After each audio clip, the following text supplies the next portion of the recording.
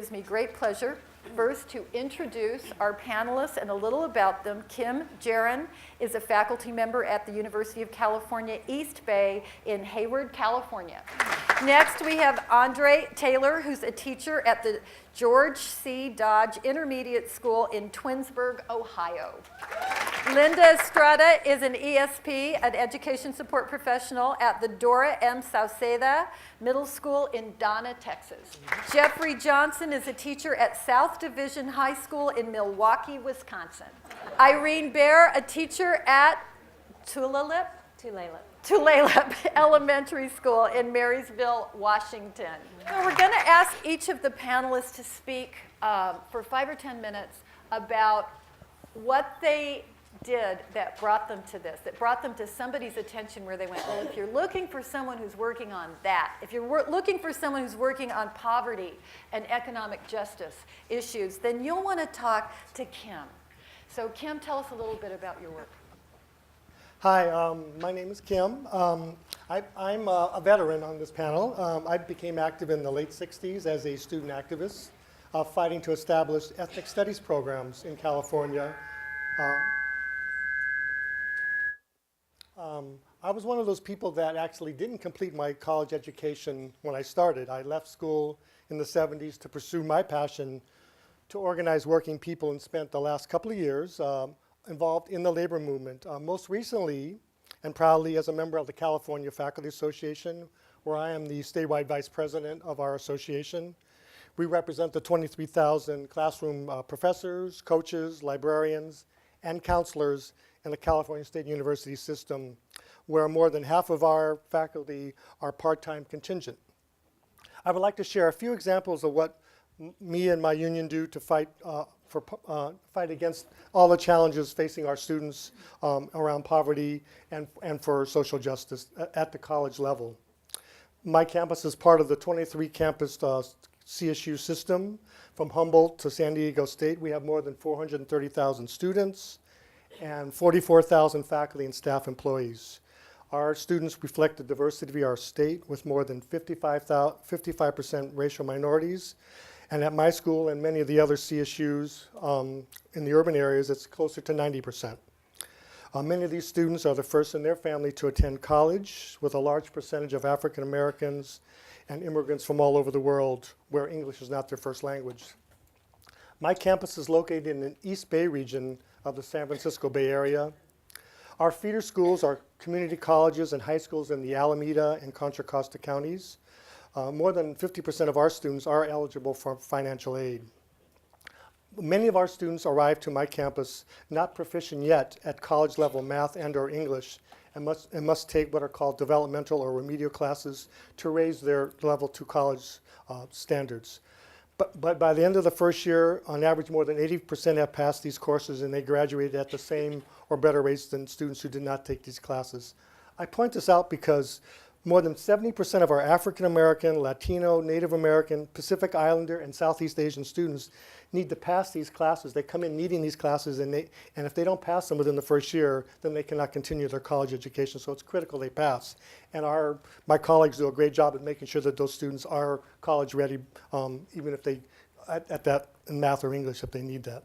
Unfortunately, because of massive budget cuts in California, many of the educational services have been cut back at our middle and high schools. This is really a challenge. In Hayward, where I teach, 95% of the students now are Latino. A high percentage of them are undocumented. And these are the challenges that our high school and middle school teachers have to prepare these students. And hopefully, working together, we can solve some of these problems. Our administration statewide attempted to take this great successful program and add this additional program to it, which is requiring students to come early in the summer before they start school, pay an additional fee of $182 to take math or English classes, well, which may seem like a good idea to help people get ready, but it's mandatory. If you don't show up, if you don't make an attempt to participate, they can disenroll you. And we see this as part of a larger challenge we're facing, where students are being told, here's another hurdle you have to get your college education. And so what we've been doing is telling students, sign up for these classes, do the best you can, but let us know too. But when we heard about this program, it set off red flags. And what I wanted to talk about a little bit today was, we're a public higher education system spread out over hundreds of miles. Faculty traditionally work in their offices and teach their classes, conduct their research, and have very little contact with each other. And we had to find a way of breaking out of our isolation. And so what we did was we put out a call in our 23 campuses, and we found more than 200 faculty and staff associates to join together, and we formed a network called Access and Equity to address our concerns. So in this rush to kind of increase graduation rates, you may have heard about the drive to increase graduation rates for historically underrepresented students. Again, a laudable goal, but what they're using in the CSU system to do that is to add more barriers. So if you keep less Black and brown and Asian students getting in, then you can, guess what, increase the graduation rates, superficially. And so we're taking on this challenge to say, no, those students should be allowed in. They've met all the requirements to come. We want them to come to the university, and we'll do a good job of getting them prepared so that they can graduate. And we do not want these extra classes and what's called early start to prevent them from doing that. So what we formed was a access and equity network around the whole CSU system. We've held campus forums. We were able to, concretely, what do we win? We were able to change the format of these classes from a high unit, very expensive program to 1 unit class. Now we've also introduced legislation in the state to mandate that the CSU administration report out annually what the progress is on these early start programs. And we were able to accomplish these victories by building a team of concerned faculty and educational staff who really care passionately about access and equity for all the students to come together and fight for this program and to make sure that we are able to achieve the victories that we need. Another big challenge facing higher education students, as you know, is rising fee hikes. States have diverted billions of dollars around the country into other things, or basically just cut back on their state budgets and force students to pay more and more on their own. We call this the privatization of public higher education. You may have heard that the student loan debt recently reached $1 trillion. Our students have felt powerless over the years to stop all these fee hikes. So what we did in the California Faculty Associations, along with my colleagues, is we helped sponsor the formation of a student organization called Students for Quality Education. I serve as a faculty advisor to this program, and it is funded by the California Teachers Association, which is our statewide affiliate.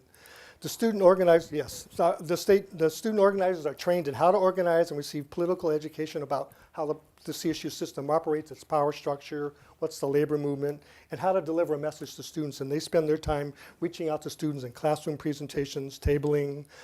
Last fall, they joined us on the picket line when we were on strike, and the same Students for Quality Education will hopefully help organize students to support faculty if we go on strike this fall. Again, we're facing the possibility of a strike.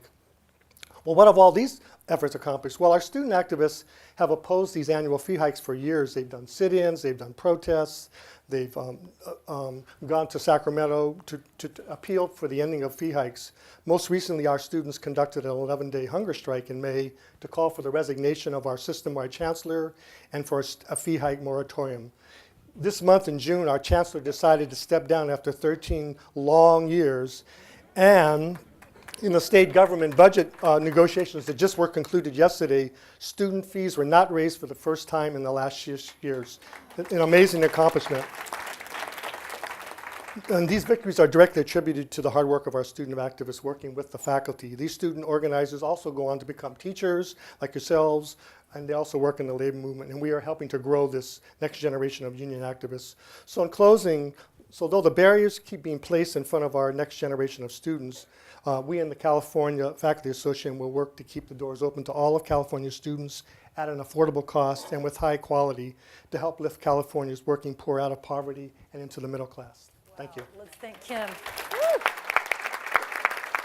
Well, in Ohio, I want to talk about our effort to get out the vote around Senate Bill 5, which was a bill that would have taken away our collective bargaining rights. And I've first like to say I've been a teacher for 21 years, and I teach art in elementary school. And I thought, well, that's different than my job is sort of different than actually getting the vote out. But actually, you'll see later how it kind of connects. But this whole thing started back in February of 2011 when the new governor and the new legislature passed through a bill to take away collective bargaining for public sector workers. And it was really an overreach by our governor. He even went so far as to take off some of his own party members off of committees. So it was a severe overreach. After he signed it into law back in March 31st last year, we started our efforts to collect signatures to repeal the law. In Ohio, we don't really have a mechanism to impeach or kick out someone from office, but we do have the right to repeal a law with a citizen's veto. And what's required is to gather enough signatures to put it on the ballot. We were able to do that. Even though this was a partisan attack, our efforts were not partisan. It was a bipartisan effort, and we had help from other labor unions and public sector workers, and we collected over 1.3 million signatures to get it back on the ballot. And once that happened, we were able to start our Get Out the Vote effort. So last summer, leading up into the fall till Election Day, on most weekends, on Saturday and Sunday mornings, I was out canvassing with some of my colleagues, knocking on doors, encouraging people to go out and vote no on issue 2, which would repeal Senate Bill 5, and also on some evenings as well. And I think it was a big change for us as association leaders. This type of work, I don't think that we were used to doing.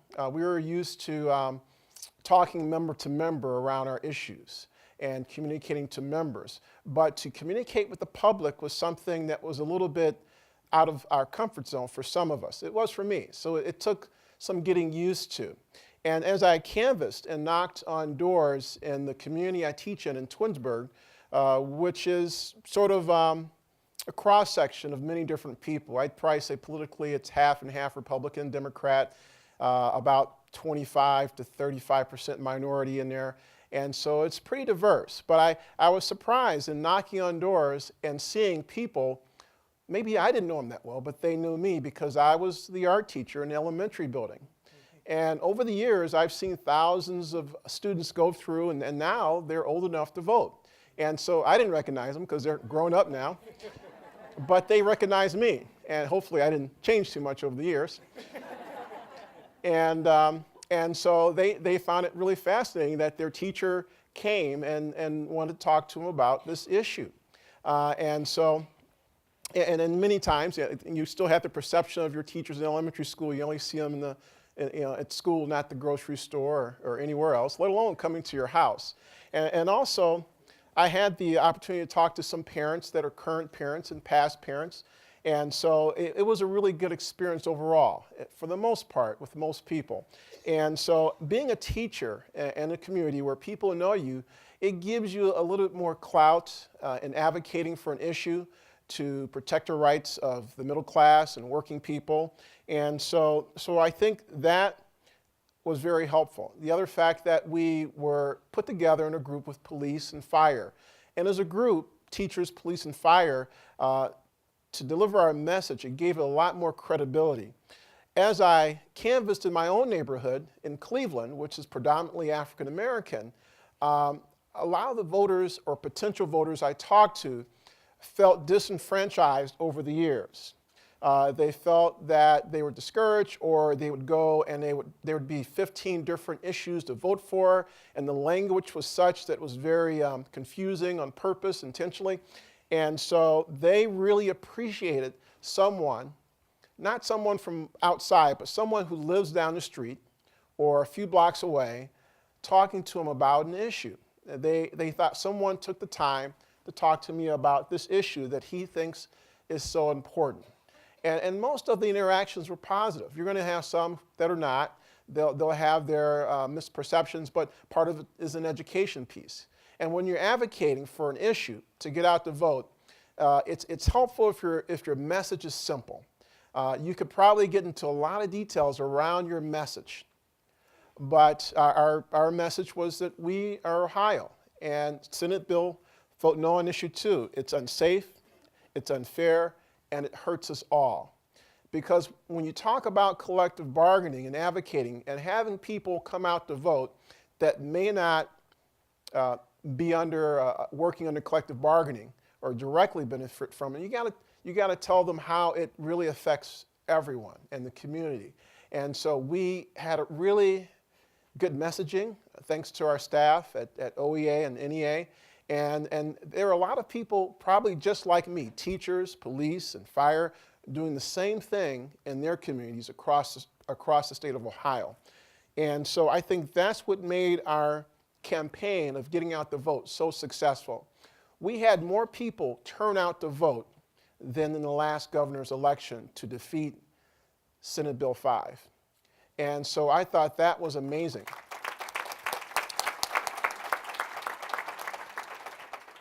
And we kept it nonpartisan, even though we have a lot of Republican members.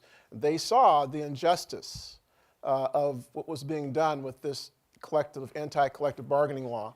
And so I think that was a great success. I would have to say that it was, it was happy. It was a very jubilant moment after we won. But in reflection, I'm thinking this governor is still relatively new, and we're going to have some more battles ahead. And battles like Senate Bill 5. But I think we learned a lot from this and how to communicate outside of our locals, outside of our union, to community people, to build coalitions with other labor groups and ethnic minority communities and different parts of the state. And so one thing I guess I'll leave you with is that sometimes you have to do things that you aren't normally used to doing. You have to adapt because many of the battles that we're facing are ever changing. And so we have to adapt and we have to be resilient to battle those attacks. So I guess that's all I have to share.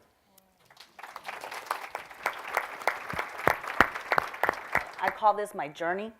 I just completed my 25th year with the district, and thank you.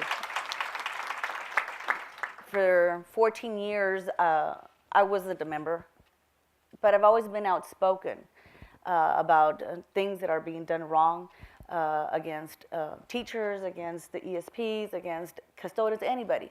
And so one time I happened to speak up at a board meeting, and so the next day I get the local president come and visit me at my campus, and he's like, Linda, I need you to join TSTA. And I'm like, why? He says, well, I found out after you spoke last night that you're on the blacklist and you're going to get fired. And I was like, okay, and what is TSTA going to do for me? He said, well, we can offer you protection. So I joined for the protection. We do work in a right-to-work state, so I'm at will. And so I really didn't know what kind of protection they were going to offer me. And so that was my intent, was just to join for the protection. But my president had other things in mind for me. And so little by little, he started sending me to trainings, and I started getting a little bit more involved. I ran for local offices. And so it wasn't until he had me sign up for the TSTA ambassador program. And so it's just to get to know more about what your state association is about, what we do, NEA. And it gave me a lot of confidence and courage to go back and continue doing what I needed to do. Even though I was very outspoken, I still had that fear, of what was going to happen to me. And so it gave me a little bit more confidence to continue doing what I needed to do. I finally ran for president 4 years ago. Well, I ran in May, and my term started in July. And in August, we started with a RIF of 125 ESPs. Not a good way to start. So it was really sad, but it gave, I guess that's what finally pushed me over. We lost the people, but the work stayed behind. So the people that stayed behind had all this, were overloaded with work. We were being told, you're lucky you have a job, don't complain. And so I was like, no, that's not gonna go through. So, and it was during that time that I also started the Leaders for Tomorrow program, training, and wonderful program for ESPs, training program. And so that gave me even more courage to go back and talk to my board. We had a good relationship with the board, and we finally had a meeting with the school board president and superintendent and my officers and said, you know what, enough is enough. We all need respect. We all deserve the respect. We all play a part in the students' success. And so we came up with a campaign called a Respect Campaign for All. And what we did was we got teams from every campus, and it included an administrator, a teacher, a clerical, a classroom TA, a custodian, and the cafeteria manager. So it's a group of six, a team of six that was getting trained on teamwork, how to go back and train their campus on teamwork, working together, and getting good morale, so that we could have a better working environment and get better student results. And I said, happy employees are, good, productive employees, and that's all we wanted, was just, to have a better morale, a better working environment. It was working really well. I was telling them earlier that the district footed part of the bill, and we footed the other part, and so we were working in conjunction that way together. What I wasn't expecting was that when we had the school board election, that the new board members coming in were going to just do away with that. So halfway through the program, they killed it. So it was climbing up that mountain again. These people don't understand that, the board members don't understand how we all play a part, in like Lily said, in the success of the students. Who is the first person that a student sees if it's not the bus driver who picks them up? And so one of the board members who used to be a pilot, he's now retired, he has been kind of reaching out to us and wanting to, work with us and find out more about us, but still has kind of like an arrogant attitude towards the little people, because that's what they call us, the little people. And so he compared his job, as a pilot, that being a pilot was the most important part of an airplane, of a flight. And I'm like, Mr. Lugo, I said, a plane can't take off without flight attendants. A plane can't take off without a mechanic taking care of it, unless you are a mechanic also, unless you know how to fix planes, unless you're going to be able to fly a plane and still go out there and be a flight attendant. I said, the same way that your example works is the way we work. I said, I hold teachers in high respect. They have a hard job, and it takes somebody special to be a teacher, but they need help. They need help. They need the custodians who keep the room clean. They need the classroom TAs to help the students. They need the campus secretary to order their supplies. The cafeteria ladies who, feed our children. I said, we're all part of a puzzle. And so we all fit together to be able to raise those children, because that's what we're doing, we're raising them. And like I said, I just completed my 25th year, and when we were at the award ceremony, we had a mariachi group from the high school, and the lead singer was one of my students when I was in first grade, about 10 years ago. Like 7 years ago. And so it brought tears to my eyes that I had something to do with him, because, I still have his little pins that he would bring me every holiday. He would bring me a little pin. So we touched their lives. And my journey isn't over. I was in the van over here in the shuttle coming, and I heard some lady saying that she just completed her 40th year, and I'm like, wow, I don't think I can go 40 years, but you know what? I think I can. And so my journey's not over. I'm going to continue plugging away, like Becky says, and keep pushing for that relationship.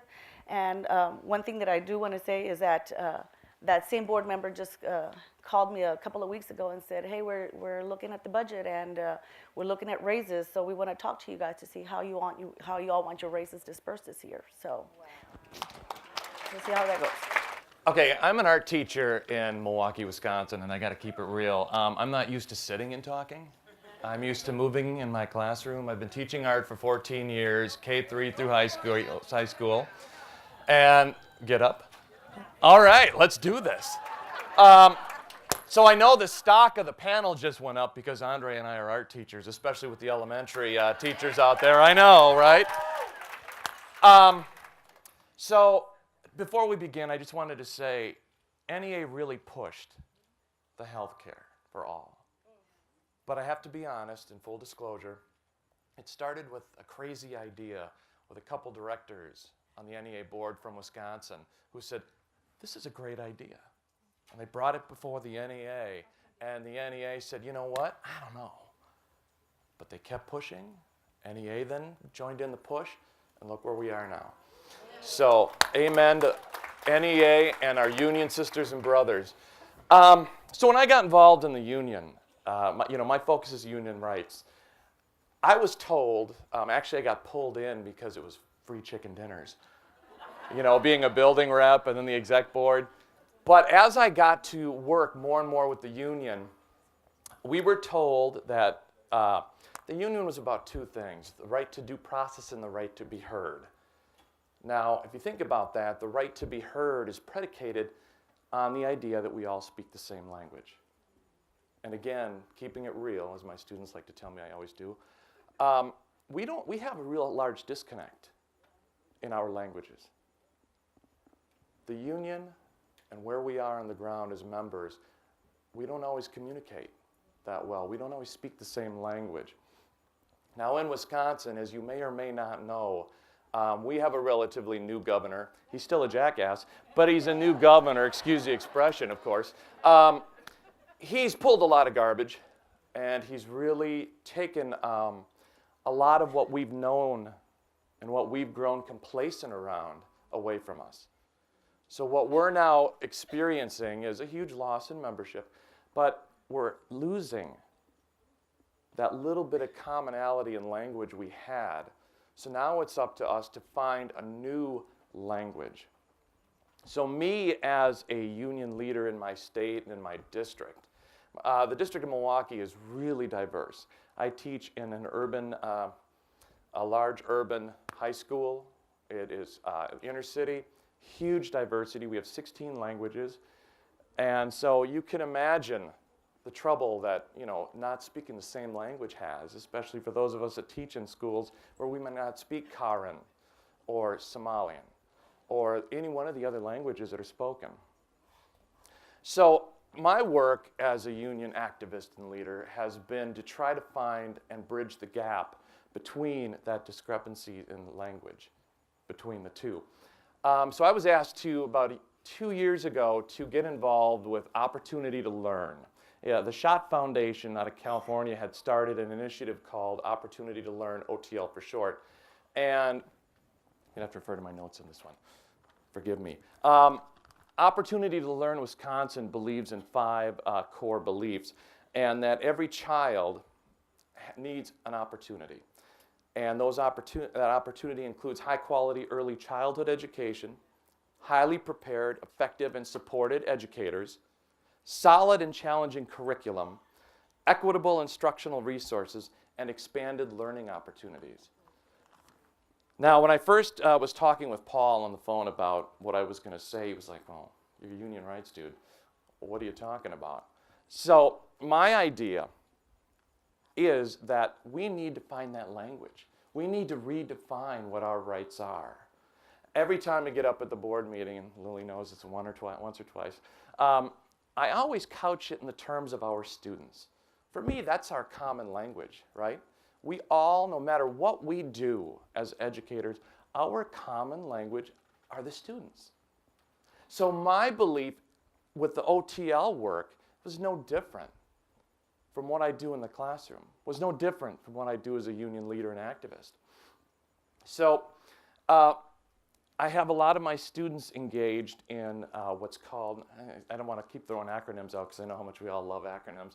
A group of my students are involved in a group called YES, Youth Empowered in the Struggle, which is an offshoot of Voce de la Frontera, which is a huge, huge group in Milwaukee and southeastern Wisconsin that is really working to represent immigration, the DREAM Act, the rights of the minorities in our state. And so this Yes, Youth Empowered in the Struggle, they came up with a Student Bill of Rights. And so what I did in OTL, in my work with OTL, is I kept challenging, where is the voice of our students? Where is that common language? We keep talking about what we want to do for the students, but really what we do is stuff to the students. Let's get the students involved. So we adopted the belief of the Student Bill of Rights. And now what we're doing is starting to grow a grassroots movement to have the students involved in pushing for equitable and adequate school funding. We're really looking and pushing at school funding reform because the Student Bill of Rights that these students generated, it's all based on the idea that we have equitable and fair and school funding. None of it can be done without that. And for too long, our legislators, who of course speak a completely different language altogether, aren't hearing what we're saying. We have gotten nowhere over the course of the last 10 years with school funding reform. So now what we're doing is we're bringing the students where they should have been in the first place in the debate, in the push for fair and adequate school funding. So that's what I've been doing in Milwaukee, and bringing not only the students, but also the members along.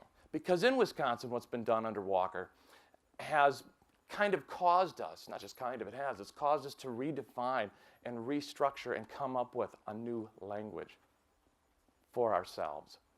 It's provided a brilliant opportunity for all of us to really start to talk the same language, but more importantly, to listen, to hear what's being said from the grassroots membership, to bridge that disconnect that we have between the union and the membership. We keep saying you are the union, but we don't act all the time like the members are the union. So what we've found in Wisconsin is now an opportunity to reconnect with the members. And one way I believe, at least for me in my work, is that the students are that common language to reach out and get members engaged and involved, because that's the common language we all share. So that's really what I've got for you, and that's what I've been doing. I wanted to leave you, though, with a quote from my priest this past Sunday. It sort of bears, but I thought it was great. Some of us believe that people should take full responsibility for their actions under all circumstances, and that neediness is a character flaw overcome through hard work and determination. And others believe that the government's main purpose, and I think we as educators' main purpose, is to care for the well-being of its people or students. Not just the cans, but also the cannots, the have-nots, and sometimes the do-nots, because we all know who those are. They believe compassion is integral to civil society, that government or education's role is to make sure Americans are safe and healthy, and that if you don't or can't work or can't get by on your paycheck, you should not be relegated to Dickensian penury. So with that, thank you very much for your time, and thanks for allowing me to walk around the stage too. Just get used to that. Thanks, everybody. My role at my school, I'm an RTI coordinator, and there's those acronyms again. It's response to intervention. Basically, I coordinate the intervention services for our schools. I'm also an instructional coach, and we're in the Marysville School District. That's about 30 miles north of Seattle. And we're at an elementary school on the Tulalip Native Reservation. My building had been two separate schools in the past. We were Tulalip Elementary School, and they were in the first year of a school improvement grant. And this last year, they just finished their second year. And the other school that's been combined with us is Colsita Elementary, and they just completed their first year in that same SIG grant. We have about 500 students at our school. About 80% are Native American, and about the same amount are receiving free and reduced lunch. So we have a community in poverty. I started there about 10 years ago as a second grade classroom teacher at Quilceda Elementary, and I was really drawn to Tulalip Elementary because of my own Alaskan Native heritage. I really had this strong desire to be around the local Native community, and I really felt connected to them because I didn't want them to feel the same isolation from their heritage and their culture that I had felt growing up and in my life. And the first thing that became really obvious to me there was that the status quo was definitely not addressing the needs of my students. And I felt really unprepared too. As a first-year teacher, I didn't know how to help children in poverty by myself. I didn't know how to help children who were experiencing trauma. There was really high attendance issues. There were cultural differences that I didn't even know where to go to learn more. And there were incredible academic gaps. So as a first-year teacher, I think I did what most first-year teachers did. I just grabbed the data and I went in my classroom and I shut the door and head down. And I found that I really could have success in there. I built these great relationships with my students. They were achieving. But deep down, I knew that it was a much bigger issue than just in my classroom. And I started to worry about these kids that I formed these great relationships with. Who was going to help them next year? What was going to happen the year after that and the year after that? And were they even going to graduate? And that's what really motivated me to start to step outside of my classroom. And I did realize that I had some strengths in my first year of teaching, and one of them was that ability to form relationships with families and children. And I also had this incredible respect for the culture there. And I believed in my students. I believed that they could learn and that they could achieve academic success. And I believed in that community and in the families. So I guess what I discovered is what I really needed was some more schooling. I needed to learn more. So I went right back to school and started on my master's degree. And the thing that stood out the most to me that I've taken today with me in my work is a new way of thinking of my classroom as a laboratory instead of just reading curriculum, because I was a new teacher and I didn't know what else to do. But I knew then that I had that power to manipulate my moves as a teacher and see how it affected my students. And then I started getting out of my classroom, started collaborating, and at the time I was working on writing a new arts assessment, so I have this connection of art with all of you. And I really saw that as an opportunity to begin collaborating with someone in the community. I thought, this is it, I can make this culturally relevant. And this was my first step to make a partnership with the Tulalip tribes. And I started working with their language center, and we developed a Tulalip storytelling unit.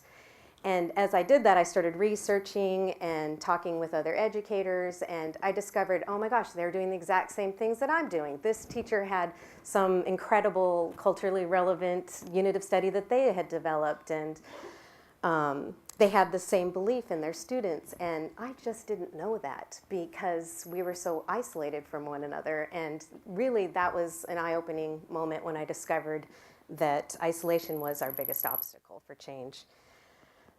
So I kind of had this visual image formed in my mind of all of us in this great Grand Rapids River, and we're just holding on to little pieces of driftwood, floating along and fighting the rapids left and right.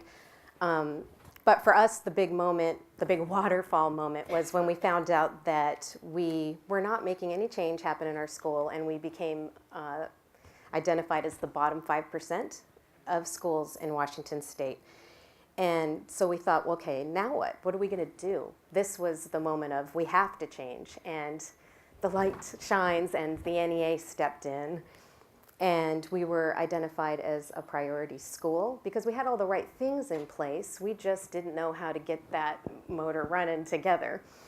And luckily, we had Ellen Holmes, who is a senior policy analyst with the NEA, and she, for the first time, she brought us together and helped us to work as a system. We began looking at data differently, and more importantly, we began looking at data together. something we hadn't done in the past. We started diving into RTI and started working in this tiered intervention system. And we stopped thinking of intervention as this pull-out, as Ellen calls it, the magic fairy pony that comes in and pulls your children out and they come back fixed somehow, and started seeing it more as an acceleration, that we needed to move these students and close the gap at a more fast pace.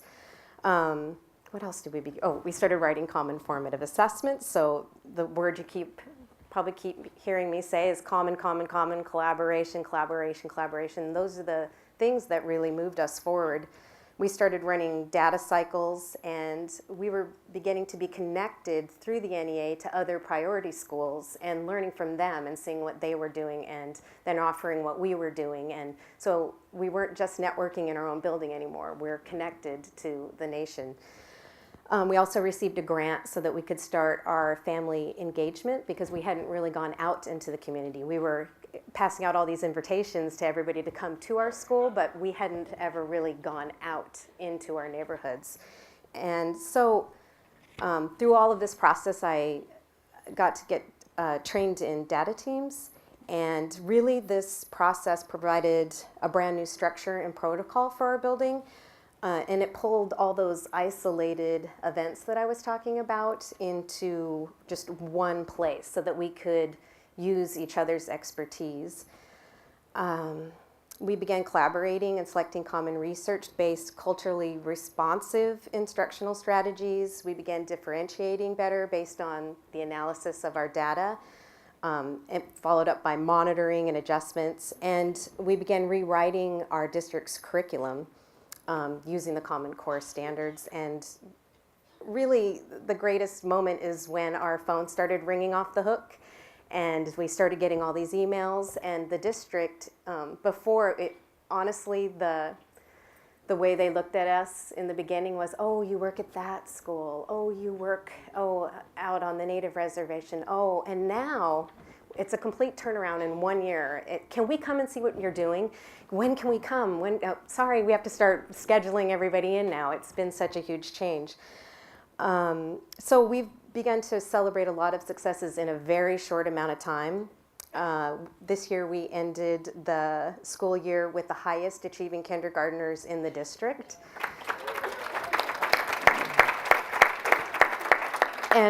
And that's a big success for us, because we only had 5% of all of our kindergartners that even knew 12-letter names. And now they're all reading at or above grade level. Yeah. And then our first grade staff has led the work in rewriting all of our reading units of study for the entire district, and they're writing the common pre-tests and post-tests. And our second grade team was able to double all of our oral reading fluency scores in just a 2-week time. And that was done just by trying something new. We tried a flood-in model where every single person that we could pull as a resource taught a very small group of students. So children got a little more intimate teaching. And then my role as a teacher has really developed over all of this work, because now I've begun to facilitate all of our professional learning communities. I began facilitating the job-embedded professional development, and it's based more on our immediate needs instead of getting in the car and driving off to some professional development where you hope to get around to it. Instead, it's something that we saw in the data and we need it today. We research it that night, we bring it back the next morning and get to work. So I've been doing modeling and coaching and pushing and pulling and doing whatever I could, cheering, just to start keeping us on that path to closing the gap and doing what's right for our students. I've been sharing our district work by videotaping, taking copies of our minutes and sending them all out, and just getting the word out with the work that we're doing. So as I reflect on all of this and our year's work and our achievements, I'm still very realistic. I do realize that we've just gotten a toe in the water because we've only completed our first year, but I'm just a little bit more comforted now, knowing that I'm not getting in that raging river like before, holding on to my little piece of driftwood. I'm getting on a much larger ship with a team of teacher leaders the students and families and our community and our district and our teaching associations, education associations. And I'm really excited and motivated, and I just want to keep collaborating, keep leading positive change in education.